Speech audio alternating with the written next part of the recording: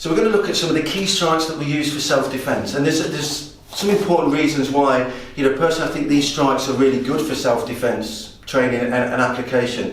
First one being, they're relying on gross motor movements. So it doesn't mean we can't use the punches for self-defense. But one thing is, punches are more of a fine motor movement. And when it comes to times of stress or when we're adrenalised, it's much more difficult for us to be able to use fine motor movement. If you think about the effects of adrenaline, even getting a key in the door can be difficult. So one of the reasons we're going to look at these strikes is they're gross motor movements. They employ good natural body mechanics, which enable us to generate lots of weight and natural speed within the strikes. They're gross motor movements that also, we're going to avoid the knuckles using these strikes. And because we can damage the hands very easily punching. And I think the great one is Mike Tyson getting in a road rage incident and breaking his hand. Well, he's punching somebody in the face. If Mike Tyson can break his hand punching somebody in the face, well then I think we all can, can't we? So the back fist is one of the first strikes that we're going to look at. So it's good because the thing with the back fist as well is, again, it's using those good natural body mechanics. But then a real cool thing is, if I'm punching, I'm trying to get a very small surface area and a very specific area. With this, I've got 3 different parts of the arm that I can strike with. If he's very close range, it could be my elbow. As he gets a bit further out, it could be the forearm. As he gets out, it could be the hand. You could use the knuckles for this strike as well, but we're going to look at using the arm more predominantly, or the base of the hand, or the back of the hand for this. So back of the hand if I'm coming down here. And again then, in terms of stress or duress, I'm not looking to be necessarily too specific. Just move in, and I can use this backhand. So James, if you can demonstrate the backhand for me, James hits like a mule. So you get a bit of this. So come this way actually, James. So the back fist, again we spoke about good body mechanics. It's a really good strike to be able to effectively get as much of our body behind the strike as we can. So if you do it slowly to begin with, and then we'll just kind of build it up. So we're going to start off just by isolating the strike. When we're training in the studio, we're not going to look to straight away put it into a scenario. We're just going to look to develop the technique, the body mechanics, and then we can start to kind of expand on it and explore from there on in. So he just starts with this nice relaxed strike, and again, and again. That's it, and that's it, and just all the way through. That's it. So he's just starting off, he's nice and relaxed. If you look, he's in quite a generic stance. If you turn off a bit this way, James, turn your foot as well for me.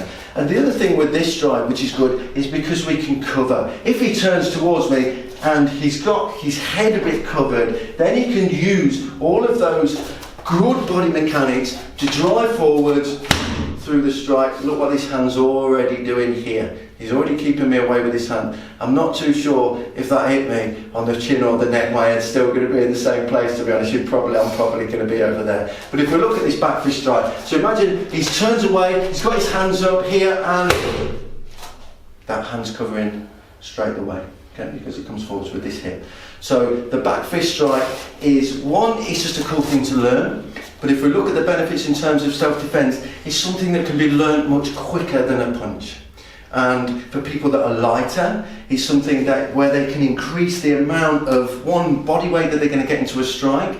And the other thing which is good as well is it can be used in lots of different directions. So I could be here, I could be turning all the way around, and it can cover that full 360 almost with that back fist strike.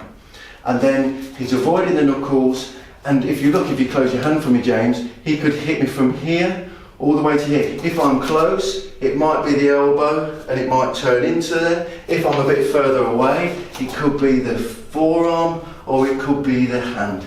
And if he's hitting down on this figure of 8, he's going to hit something. And also, the strike's going to come into me as well. If he hits me in the head and my head moves, strike's gone. If he hits me down on this plane, it doesn't matter where he hits me. It doesn't have to be a face strike. I don't want that across my chest. It's certainly going to stop me. It isn't necessarily going to damage me and break my jaw or bones, which can be good for our self-defense. Even an open-handed boom just might be enough for somebody to leave you alone. I think a good strike like that is going to be more than enough for somebody to leave you alone. Breathing, I always find, in the kind of hierarchy of things, supersedes your want and desire to hurt me if you can't breathe. Breathing always comes first. All right? So if you just put that on there for me, James, on your left hand. So just to finish off, just to recap, the back fist strike is very good because it employs natural body mechanics. It means I've got a big range of movement where the strike can be used across almost a full 360. It means I'm avoiding hitting with the knuckles and less likely to damage myself.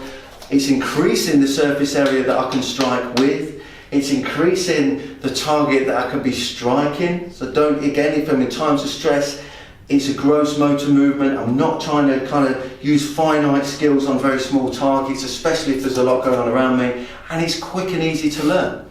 And then if we employ, when it's hitting on the downward angle, it just carries a lot of natural weight and momentum because I'm hitting into my centre of gravity. So lots of different ways that we can explore applying it. But principally, to the beginning, we're just about developing the technique, finding the good natural body mechanics, and just seeing which of the different target areas we can use in the body to strike with before we're getting into putting it into scenarios and looking too much about what we're hitting.